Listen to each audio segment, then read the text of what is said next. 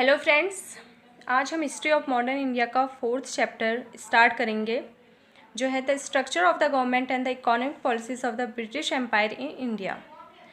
तो अभी तक हमने क्या पढ़ा 3rd चैप्टर में कि कैसे जो ब्रिटिशर्स हैं उन्होंने धीरे धीरे करके बंगाल से लेकर के पूरा इंडिया जो है अपने कंट्रोल में कर लिया था।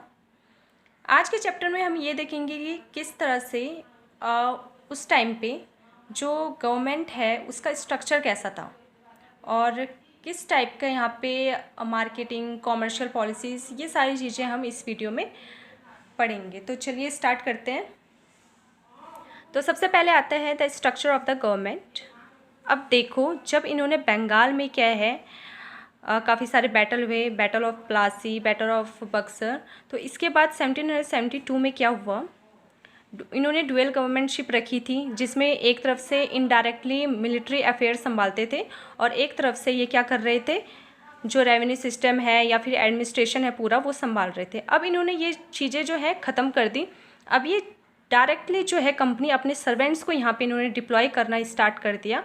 अब इनके जो सर्वेंट्स है डायरेक्टली एडमिनिस्ट्रेशन यहाँ पे बंगाल का संभाल रहे थे। ठीक है, अब कंपनी जो है वो इंडिया में अच्छा खासा रेवेन्यू जनरेट कर रही थी, अच्छा खासा ट्रेड कर रही थी। तो इस वजह से जो ब्रिटेन के पार्लियामेंट में काफ़ी सारे कंपनी के अगेंस्ट में राइवलरीज थे। तो ये क्या चाहते थे, ये चाहते थे कि जो कंपनी है टोटल बेनिफिट इन्हें मिले नहीं, मतलब ये भी अपना कुछ बेनिफिट चाहते थे। ठीक है, और काफ़ी ऑफकोर्स जेलस तो होंगे ही। तो इस वजह से ये जो कंपनी की ट्रेड मोनोपोली है उसे भी एंड करना चाहते थे, डिस्ट्रॉय करना चाहते थे। अब ट्रेड मोनोपोली क्या था, इसमें सिर्फ कंपनी को, ईस्ट इंडिया कंपनी को राइट था यहाँ पे इंडिया के ऊपर ट्रेड करने का, बाकी कोई भी अदर कंपनी को राइट नहीं था। तो ये चीज़ भी ख़त्म करना चाहते थे ताकि ये डायरेक्ट अपना जो है ट्रेड यहाँ पे कर सके। अब यहाँ पे जो भी कंपनी के जो ऑफिशियल्स हैं, अब ये कंपनी के ऑफिशियल्स अब रूल करेंगे इंडिया में और वापस अपने ब्रिटेन चले जाते थे। ठीक है, और काफ़ी ज़्यादा जो है पूरा लूट पाट के चले जाते थे। तो इस वजह से इन्हें क्या टाइटल मिला, नवाब्स का टाइटल मिला। मतलब एक तरह से इनकी निंदा की गई, इन्हें बॉयकॉट किया गया। ठीक है, और इन्हें कहा गया कि ये इंडियन पीपल के हैं जो शोषण करता है ये एक तरह से, क्योंकि ये उन्हें ऑपरेस करके ही तो कमा रहे थे, रेवेन्यू ऐसे ही तो जनरेट कर रहे थे। तो काफ़ी ज़्यादा इनके अगेंस्ट में भी यहाँ पे ब्रिटेन में लोग थे। और कुछ लोग तो मतलब बिल्कुल ऐसे उन्हें चिंता थी कि कंपनी बिल्कुल अब इंडिया के ऊपर पूरे अच्छे तरह से कंट्रोल कर रही है, धीरे धीरे करके ये ब्रिटिश एडमिनिस्ट्रेशन भी संभाल सकती है और यहाँ पे ब्रिटिश पीपल की यहाँ पे जो आज़ादी है वो भी यहाँ पे छीन सकती है। तो ये सारी चीज़ें थी। तो इसी के चलते यहाँ पे पार्लियामेंट में एक फर्स्ट एक्ट जो है वो लागू हुआ जिसे कहते हैं रेगुलेटिंग एक्ट ऑफ 1773। इस एक्ट में क्या था, अब यहाँ पे डायरेक्टर्स ऑफ द कंपनी, अब कंपनी के जो ऊपर है एक डायरेक्टर्स का जो है कमेटी बना दी गई। अब वो डायरेक्टर्स क्या करेंगे, कंपनी के जो भी एक्शंस होंगे, जो भी अच्छे बुरे एक्शन होंगे, करप्शन, ये सारा जो है मैनेज करेंगे। ठीक है, अब वो जो डायरेक्टर्स है उसी को कोर्ट ऑफ डायरेक्टर्स भी कहा गया। तो उनकी एक कमेटी थी, तो वो डायरेक्टली कंट्रोल कर रही थी, पर यहाँ पे कोई भी यहाँ पे बेनिफिट नहीं हुआ ब्रिटिश गवर्नमेंट को, क्योंकि जो कंपनी है वो भी अभी भी काफ़ी ज़्यादा करप्टेड थी। तो इसके बाद 1784 में एक और एक्ट पास हुआ जिसे कहते हैं पिट्स इंडिया एक्ट। ठीक है, अब इस एक्ट में क्या है, बोर्ड ऑफ कंट्रोल यहाँ पे एक और कमेटी बना दी गई।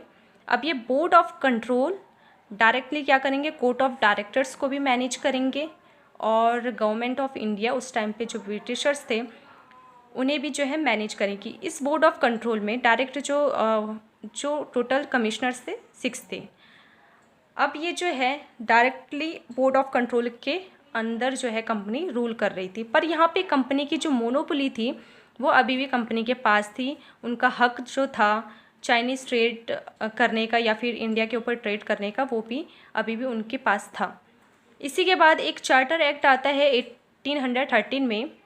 इसमें कंपनी की जो मोनोपोली है, सिर्फ इंडिया के ऊपर ट्रेड करने की जो मोनोपोली है वो भी ख़त्म हो जाती है। ठीक है, पर कंपनी के पास अभी भी एक और मोनोपोली थी जो कि ट्रेड इन टी और ट्रेड विद चाइना।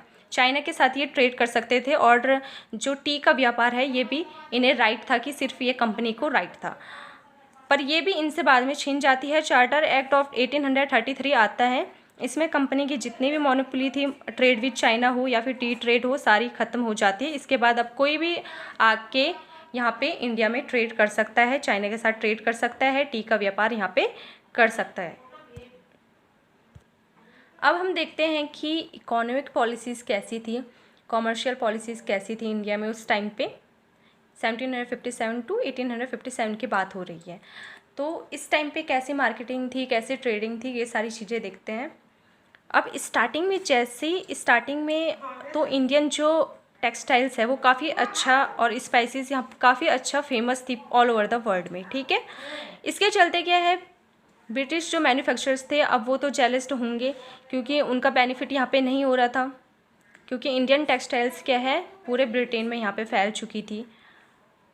इसीलिए 1722 में एक लॉ है पास हुआ, इसमें क्या कर दिया गया, जो प्रिंटेड और डाइड कॉटन क्लॉथ्स है उसमें प्रतिबंध लगा दिया गया।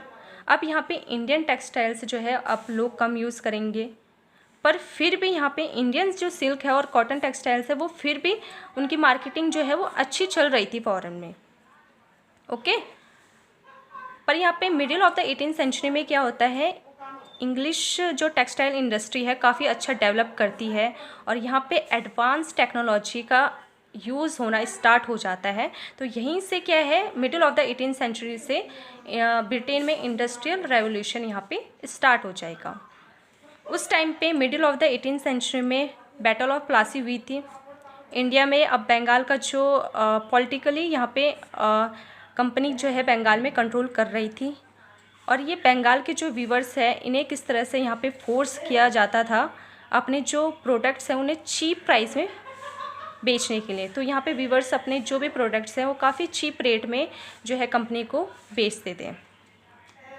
अब कंपनी के अंदर भी काफ़ी ज़्यादा जो मर्चेंट्स हैं वो वर्क कर रहे थे, पर ये काफ़ी ज़्यादा कम यहाँ पे वेजेस जो मर्चेंट्स को प्रोवाइड करती थी कंपनी, ओके। और इन्होंने क्या कर दिया था, कंपनी ने जो sale of the raw cotton है उसे मोनोपलाइज कर दिया था। अब ये जो रॉ का जो पूरा रॉ कॉटन है इनके अंडर में था। अब ये वीवर को क्या करते थे, काफ़ी ज़्यादा हाई रेट में इस रॉ कॉटन को बेचते थे। अब वीवर ना इधर के ना उधर के, अब ये रॉ कॉटन को भी क्या काफ़ी हाई रेट में ले रहे हैं, और जो इनसे प्रोडक्ट जो सेल करवाई जा रहे हैं काफ़ी चीप प्राइस में सेल करवाई जा रहे हैं। तो वीवर्स को यहाँ पे काफ़ी ज़्यादा परेशानी हुई। इंडियन टेक्सटाइल्स क्या था, यहाँ से तो ज़्यादा था, जैसे ही इंग्लैंड में एंट्री हुई काफ़ी ज़्यादा यहाँ पे हाई ड्यूटीज़ यहाँ पे उन्हें पे करनी पड़ती थी, काफ़ी ज़्यादा हाई ड्यूटीज़।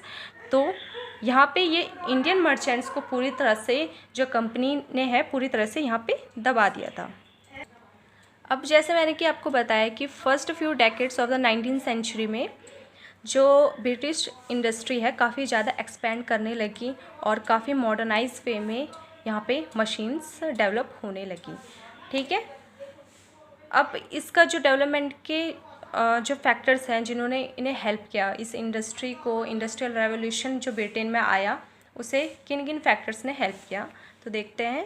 एग्रीकल्चर्स और मिनरल जो रॉ मटेरियल्स हैं वो ये कहाँ से एक्सपोर्ट करते थे, Africa, West Indies, Latin America, Canada, Australia, China और इंडिया से, ठीक है। तो रॉ मटेरियल्स जितना भी आ रहा था इंडिया से एक्सपोर्ट हो रहा था, ब्रिटेन में जा रहा था और वहाँ इंडस्ट्रीज़ में यूज़ हो रहा था। बाकी जो प्रोडक्ट जो रिजल्टेंट प्रोडक्ट है वो फिर ये सप्लाई करते थे फॉरेन में, ठीक है।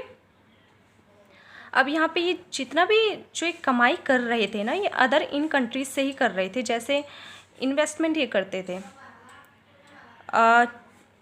कैसे इन्वेस्टमेंट कैसे कर रहे थे ये, जैसे हमने देखा ना।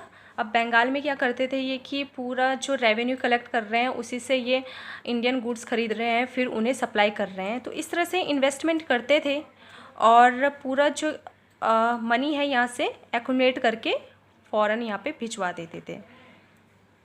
अब यहाँ पे ब्रिटेन में काफ़ी ज़्यादा पॉपुलेशन राइज होना स्टार्ट हुई, जैसे इंडस्ट्रीज़ यहाँ पे बिल्ट होना स्टार्ट हुई, न्यू इंडस्ट्रीज़, न्यू मशीन्स यहाँ पे आई। तो इस पॉपुलेशन के चलते यहाँ पे चीप लेबर्स जो है इजीली अवेलेबल हुए, जिसके चलते इंडस्ट्री ने काफ़ी अच्छी यहाँ पे ग्रोथ करी। अब इनका तरीका जैसे इंडिया के साथ कंपनी ने किया वैसे और अदर कंट्रीज़ के साथ भी किया और वहाँ पे अपनी मार्केट्स और कॉलोनीज़ यहाँ पे सेटअप करके अच्छा खासा ट्रेड किया। अब यहाँ पे न्यू इन्वेंशंस हुए, स्टीम इंजन्स वगैरह हुई, तो ये रैपिडली क्या है इंक्रीज़ होने लगी फैक्ट्रीज़ में। जो मैन्युफैक्चरर्स थे वो प्रोडक्शन काफ़ी ज़्यादा इंक्रीज़ करते थे, जिसके चलते एक्सपोर्टेशन काफ़ी ज़्यादा होता था और अच्छा खासा जो है इनकम आ जाती थी। उसके चलते न्यू इन्वेंशंस होते रहते थे। तो ये सारी प्रोसेस एक तरह की साइकिल यहाँ पे चल रही थी। अब यहाँ पे जो ब्रिटिश मैन्युफैक्चरर्स थे ये काफ़ी लालच में आ गए थे और इन्हें बस अपना जो है एक्सपेंड करना था अपना ट्रेड।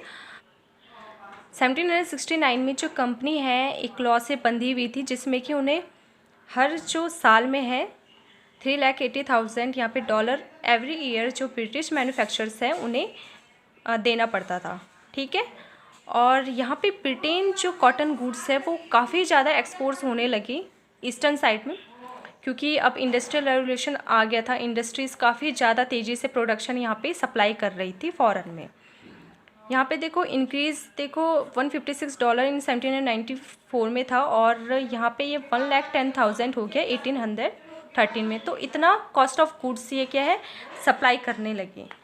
अब 1813 में हमने देखा कि जो कंपनी है उसकी मोनोपोली तो ख़त्म हो चुकी थी इंडियन ट्रेड की। अब कोई भी आके ट्रेड कर सकता था।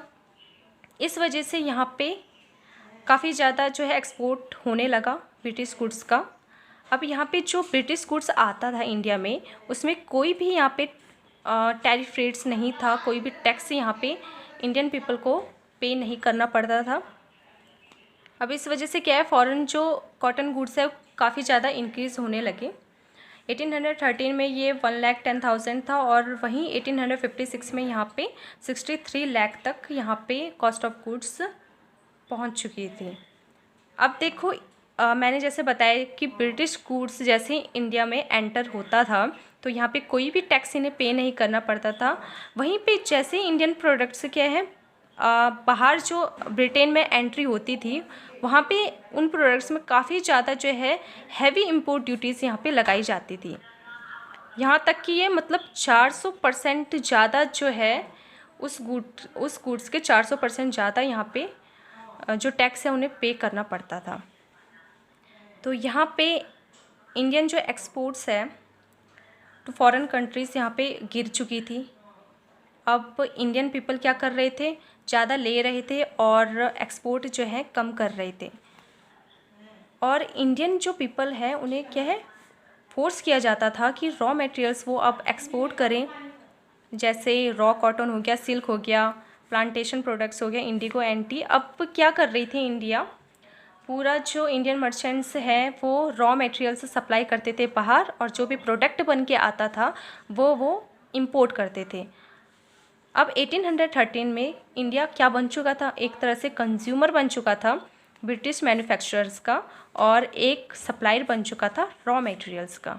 ठीक है। तो 1813 तक आते आते लगभग middle of the 19th century तक जो इंडिया था वो एक कंज्यूमर बन चुका था।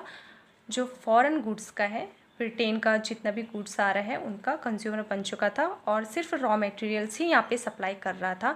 कोई भी जो रिजल्टेंट प्रोडक्ट है वो ज़्यादा सप्लाई यहाँ पे इंडिया नहीं कर रही थी। तो ये सारी चीज़ें थी आज की इस वीडियो में। नेक्स्ट वीडियो में हम इस जो चैप्टर है इसे कंप्लीट करेंगे और इसमें हम देखेंगे ट्रांसपोर्टेशन सिस्टम कैसा था और रेवेन्यू सिस्टम कैसा था। ये सारी चीज़ें हम इसमें देखेंगे। तो आज के लिए इतना ही। Thank you.